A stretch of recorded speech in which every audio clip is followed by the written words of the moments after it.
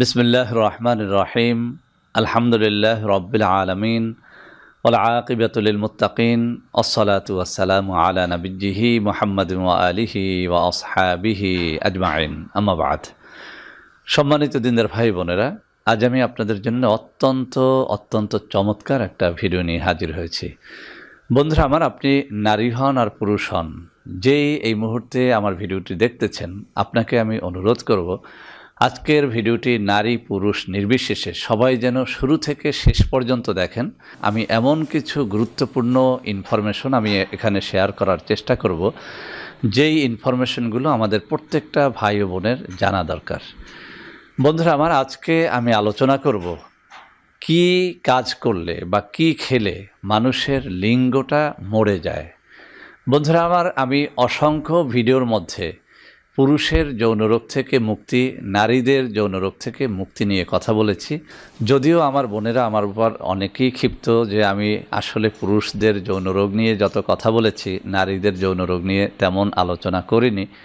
তবে একথাও সত্য যে আমাদের মা বোনদের তুলনায় কিন্তু আমাদের পুরুষ বন্ধুদের যৌনরোগটা অনেক বেশি।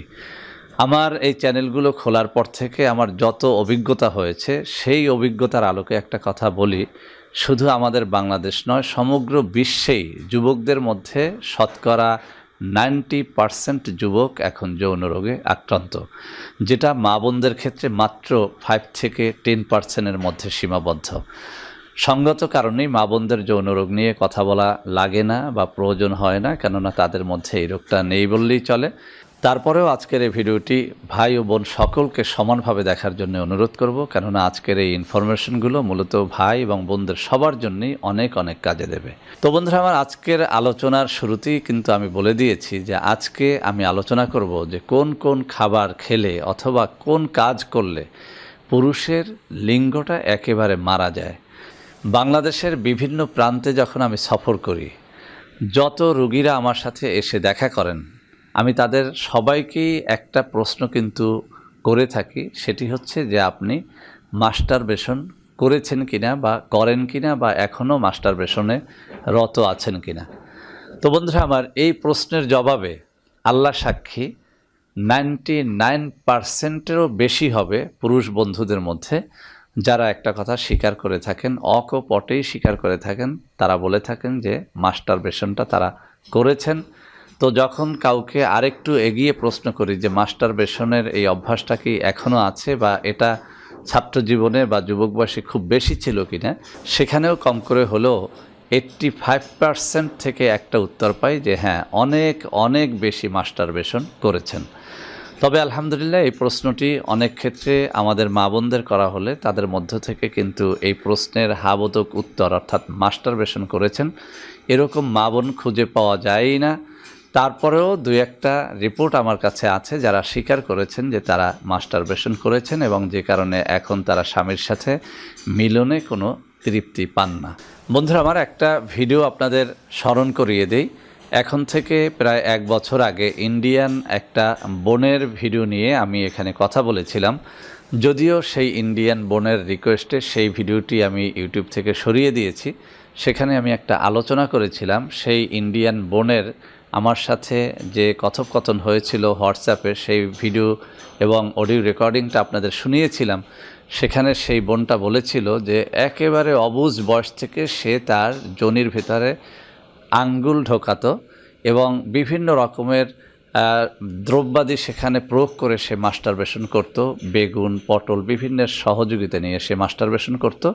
এখন সে টোটালি মাস্টারবেশন করে থাকতে পারছেন না এবং মাস্টারবেশন ছাড়া সে তার স্বামীকে তৃপ্তি দিতে পারেন না বা তার স্বামীর দ্বারা তিনি তৃপ্তি পান না। অতএব একথা প্রমাণিত যে মেয়েরাও যদি মাস্টারবেশন করে তাহলে কঠিন রোগে আক্রান্ত হওয়ার সম্ভাবনা থাকে। আর পুরুষদের ব্যাপারে তো একেবারেই প্রমাণিত, শতকরা 90% পুরুষ রোগী মূলত মাস্টারবেশন থেকেই এসে থাকেন। বন্ধুরা আমার, অনেক বিজ্ঞ ডাক্তারদের মতে মূলত মাস্টারবেশন কোনো ক্ষতি করে না।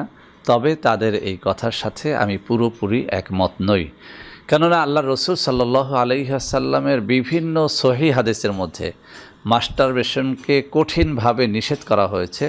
মাস্টারবেশন বা হস্তমৈথুন করার দ্বারা কি কি ক্ষতি হয় সেই সম্পর্কে আলোচনা করা হয়েছে এবং মাস্টারবেশন বা হস্তমৈথুনকারীর কিয়ামতের ময়দানে কি কি আযাব হবে সে সম্পর্কেও বিস্তারিত বর্ণনা রয়েছে বিভিন্ন সহিহ হাদিসে।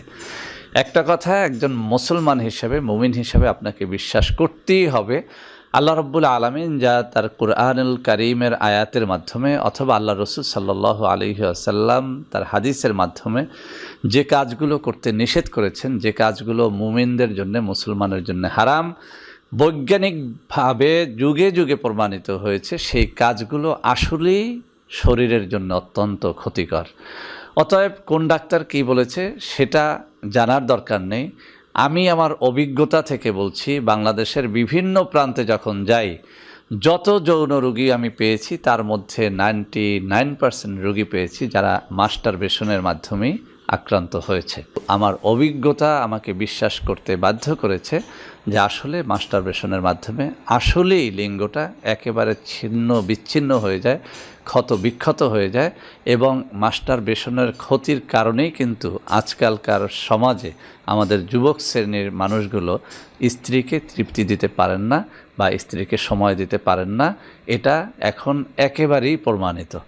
তো বন্ধুরা আমার, তাহলে একটা প্রশ্ন এসে যায় যে যারা মাস্টারবেশন করেন নাই, এমনও তো অনেক মানুষ আমরা দেখি যারা যৌন রোগে আক্রান্ত, কোনোভাবেই স্ত্রীকে সময় দিতে পারেন না, লিঙ্গটা টালমাটাল অবস্থা, লিঙ্গ দাঁড়ায় না, লিঙ্গ কোনোভাবেই স্ত্রীর যোনিতে প্রবেশ করানোর সাথে সাথেই লিঙ্গ নুয়ে যায় বা লিঙ্গ থেকে বীর্য বেরিয়ে যায়।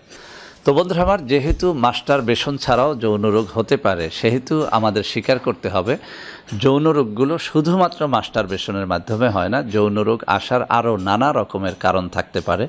আমি আমার অনেক যুবকের সাক্ষাৎকার নিয়েছি, তারা বলেছে যে তারা মাস্টারবেশন করেনি, তারা হস্তমৈথুন করেনি, কিন্তু কেউ কেউ বলেছে তারা গোসল করতে গিয়ে তাদের লিঙ্গ দিয়ে খালের চরে মাটির মধ্যে গুতাগুতি করে তাদের লিঙ্গের অবস্থা 12টা বাজিয়ে দিয়েছেন।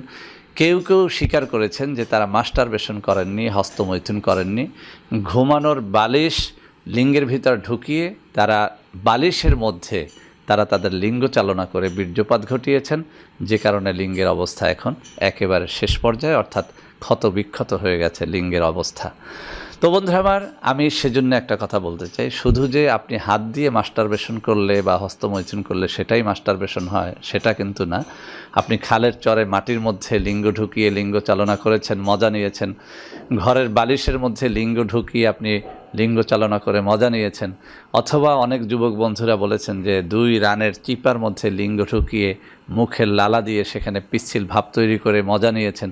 আপনি যেভাবেই করেন না কেন, আপনি যদি লিঙ্গের উপর অত্যাচার করে থাকেন তাহলে আপনার লিঙ্গটা মরে যাবে, এতে কোনো সন্দেহ নাই। অর্থাৎ লিঙ্গের অবস্থা এতটাই করুণ হবে, আপনি বিয়ের পর সেটা বুঝতে পারবেন। যেটা আমি অসংখ্য অগণিত যুবকদের কাছ থেকে এখন শুনি যে বিয়ে করেছেন কিন্তু এখন স্ত্রীকে টাইম দিতে পারেন না, বীর্যপাত খুব দ্রুত হয়ে যায়। তো বন্ধুরা আমার, এই গেল একটা অবস্থা। আরও একটা অবস্থায় আপনাদের লিঙ্গটা একেবারে শেষ হয়ে যেতে পারে।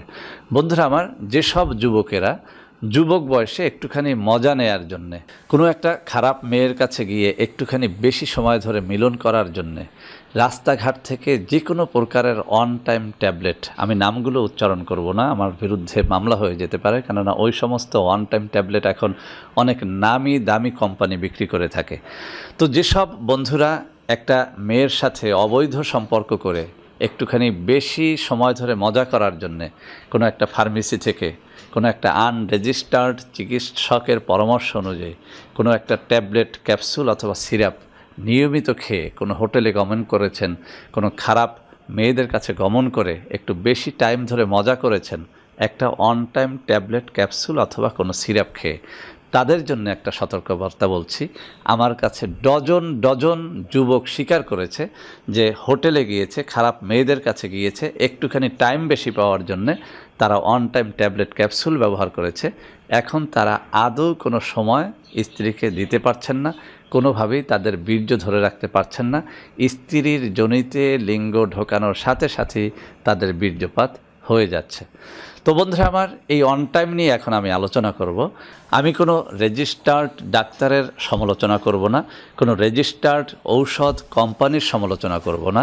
আমি শুধু আপনাদের সতর্ক বার্তা দিতে চাই, আপনার যদি সেই অভ্যাসটি থেকে থাকে যে আপনি একটুখানি মজা বেশি পাওয়ার জন্যে, স্ত্রীর কাছে একটুখানি সময় বেশি পাওয়ার জন্যে, অথবা আপনি অবিবাহিত যুবক কোনো একটা হোটেলে গিয়ে কোনো একটা খারাপ মেয়েদের সাথে বেশি সময় ধরে মিলন করার জন্য যদি আপনি এই অভ্যাস করে থাকেন যে আপনি একটা যে কোনো আনরেজিস্টার্ড ডাক্তারের পরামর্শ অনুযায়ী অথবা যে কোনো একটা ফার্মেসিওয়ালার পরামর্শ মতো অথবা নিজে নিজেই কোনো বন্ধুবান্ধবদের তালে পড়ে কোনো ধরনের on time tablet, capsule, syrup যদি আপনি খেয়ে থাকেন, আপনাকে আমি একটা কথা লিখে দিতে পারি, এভাবে আপনি যদি অভ্যস্ত হয়ে যান, অচিরেই আপনার লিঙ্গটা স্থায়ীভাবে মারা যাবে। অর্থাৎ এই লিঙ্গ দিয়ে আপনি কোনো কাজ করতে পারবেন না। এই যে কথাগুলো বললাম, এটা আমার অভিজ্ঞতার আলোকে বললাম। অসংখ্য অগণিত যুবক স্বীকার করেছে অন টাইম ট্যাবলেট এক সময় খেত 50 mg, এরপরে 1-2 মাস পরে 50 mgতেও লিঙ্গ আর দাঁড়ায় না। খাওয়া শুরু করলেন 75 mg, তাতেও লিঙ্গ দাঁড়ায় না। কিছুদিন পরে 100 mgর অন টাইম ট্যাবলেট ক্যাপসুল খেয়েও এখন তার লিঙ্গ আর শক্ত হয় না। এটা যেমন অবিবাহিত যুবকেরা আমার সাথে স্বীকার করেছেন, অসংখ্য বিবাহিত পুরুষেরাও এটা স্বীকার করেছেন যে অন টাইম ট্যাবলেট ক্যাপসুল খেয়ে কিছুদিন তারা স্ত্রীর সাথে বেশ মজা করেছেন, এখন তাদের অন টাইম ট্যাবলেট ক্যাপসুলের পাওয়ার বৃদ্ধি করেও তাদের লিঙ্গ আর দাঁড়াচ্ছে না, শক্ত হচ্ছে না। তো বন্ধুরা আমার, যারা মাস্টারবেশন করেন, আমি তাদেরকে বলবো এই কাজটি থেকে আপনাকে বিরত থাকতেই হবে যদি আপনি একটা সুখের যৌন জীবন চান। অথবা যারা অন টাইম ট্যাবলেট ক্যাপসুল খাচ্ছেন, তাদের জন্যও সতর্কবার্তা, আপনি যদি এটা না ছাড়তে পারেন, আপনার জন্যে আসলেই দুঃখের দিন অপেক্ষমান আছে। কোনোভাবেই কিন্তু আপনি সফল হতে পারবেন না, আপনি আপনার স্ত্রীকে সময় দিতে পারবেন না। তো বন্ধুরা আমার, ভিডিওটা লং হয়ে গেল। আজকে যে দুটো বিষয় নিয়ে কথা বললাম, বিষয় দুটো অত্যন্ত গুরুত্বপূর্ণ। অবশ্যই আপনাকে হস্তমৈথুনের অভ্যাস থেকে ফিরে আসতে হবে এবং on time tablet, capsule, syrup খাওয়া থেকে বিরত থাকতে হবে। তো বন্ধুরা আমার, এখন কিন্তু একটা প্রশ্ন আপনারা অনেকেই আমাকে করে বসতে পারেন যে স্যার, আমরা তো অনেকেই হস্তমৈথুন করে ফেলেছি, ক্ষতিগ্রস্ত হয়ে গেছি, বা অনেকেই বলতে পারেন যে স্যার, আমরা অনেকেই কিন্তু on time tablet, capsule, syrup খেয়ে ফেলেছি, এখন বাঁচার উপায় কী? বন্ধুরা আমার, বাঁচার উপায় তওবা করা, এবং সেই সাথে আমি আপনাদেরকে 2-1টা ফ্রি খাদ্যের কথা বলে দিচ্ছি। এই খাবারগুলো যদি আপনারা নিয়মিত খান, ইনশাআল্লাহ এই অন টাইম ক্যাপসুল, ট্যাবলেট অথবা সিরাপ খাওয়ার মাধ্যমে যে ক্ষতিটা হয়েছে, সেটা হয়তো বা কিছুদিনের মধ্যেই আপনি পুষিয়ে নিতে পারবেন। 1 নম্বর যে ওষুধটির কথা বলবো সেটি হচ্ছে রসুন। বন্ধুরা আমার, এই রসুন একেবারে ফ্রি একটা ন্যাচারাল ফুড, যাকে ন্যাচারাল পেনিসিলিন বলা হয়ে থাকে। বন্ধুরা আমার, বহু গবেষণায় দেখা গেছে যে রসুন যদি কোনো ব্যক্তি সকালে, বিকালে, রাত্রে এভাবে 3 বার করে খায়, অর্থাৎ সকালে 1 কোয়া, দুপুরে 1 কোয়া, রাতের বেলাতে 1 কোয়া, সেটা আপনি গিলে খান অথবা চিবিয়ে খান অথবা ভাতের সাথে খান অথবা রসুনের আচার খান, যদি নিয়মিত এটা খেতে পারেন। আমি একটা কথা বলছি, এটা আমার গবেষণা নয়, বিশ্বব্যাপী রসুন নিয়ে বহু গবেষণা হয়েছে। সেই গবেষণার ফল এটা যে আপনার যৌনরোগ যত জটিল হোক না কেন, ধীরে ধীরে সেটা সেরে উঠবে। আরও একটা খাদ্য সম্পর্কে আপনাদের বলে দিচ্ছি, এটাও আমার কাছ থেকে কিনে খেতে হবে না, বাজারে একদম সস্তায় পাওয়া যায়। সেটা হচ্ছে মেথি। আপনি যদি অনেক দিন পর্যন্ত হস্তমৈথুন করে থাকেন, তাহলে আপনাকে বলবো আপনি মেথি খাওয়ার অভ্যাস করেন। সকালে, রাত্রে যদি আপনি 2 বেলা মেথি খেতে পারেন। মেথি খাওয়ার অনেক নিয়ম আছে। সবথেকে সহজ নিয়ম হচ্ছে মেথির পাউডার অথবা দানা রাত্রিবেলাতে 1 গ্লাস পানির মধ্যে ভিজিয়ে রাখবেন। সকালবেলা পেট ভালো থাকলে দানা সহ পানিটা খেয়ে ফেলবেন। পেট ভালো না থাকলে আপনি দানাটা বা গুঁড়াটা বাদ দিয়ে শুধু পানিটা খেয়ে ফেলবেন। আবার সকালে ভিজিয়ে রাত্রে অনুরূপ খাবেন। তো বন্ধুরা আমার, আপনি যদি একই সাথে রসুন এবং মেথি খাওয়ার অভ্যাসটা করতে পারেন, ঔষধের জন্য আপনার হাহাকার করতে হবে না। আপনি খেয়ে দেখেন, আপনি সুস্থ হয়ে যাবেন ইনশাআল্লাহ। তারপরেও যদি আপনি সুস্থ হতে না পারেন, আমি আপনাকে বলবো, আমার এই সাইফুল টিভি চ্যানেলের মধ্যে বেশ কিছু খাবারের কথা বলা হয়েছে। এই খাবারগুলো তৈরিতে আসলেই অনেক টাকা খরচ করতে হয়। আর আমার যে কোনো অফিস থেকে আপনারা সরাসরি আমার সাথে দেখা সাক্ষাৎ করেও এই ঔষধগুলো খেতে পারেন। এই ঔষধগুলো শত নয়, হাজার মানুষের উপর প্রমাণিত যে তারা এগুলো খেয়ে সুস্থ হয়েছেন। সবশেষে একটা সতর্কবার্তা আপনাদের দিচ্ছি, আমার ভিডিও থেকে আমার নাম্বার সরিয়ে অনেক ভুয়া চ্যানেলে আমার ভিডিও আপলোড করা হয় এবং সেখানে ভুয়া ঔষধগুলো বিক্রয় করা হয়। এখান থেকে বাঁচার একমাত্র সহজ রাস্তা হচ্ছে হয় আপনি ভিডিও কলে অথবা সরাসরি আমার সাথে কথা বলবেন, সরাসরি আমার অনুমোদিত ঢাকা, বরিশাল, চট্টগ্রাম, রাজশাহী ও সিলেটের অফিসে যোগাযোগ করে দেখা সাক্ষাৎ করে এরপরে সরাসরি আমার কাছ থেকে ঔষধপত্র নিলে আশা করি কেউ আপনার সাথে প্রতারণা করতে পারবে না। তো বন্ধুরা আমার, আশা করি আজকের এই ভিডিওটি আপনাদের অনেক অনেক কাজে দেবে। বন্ধুরা আমার, ভিডিওটি ভালো লাগলে লাইক করবেন, কমেন্ট করবেন, শেয়ার করবেন, আমাদের প্রত্যেকটা চ্যানেলকে ভালোবেসে সাবস্ক্রাইব করবেন। আল্লাহ হাফেজ। আসসালামু আলাইকুম ওয়া রাহমাতুল্লাহি ওয়া বারাকাতুহু।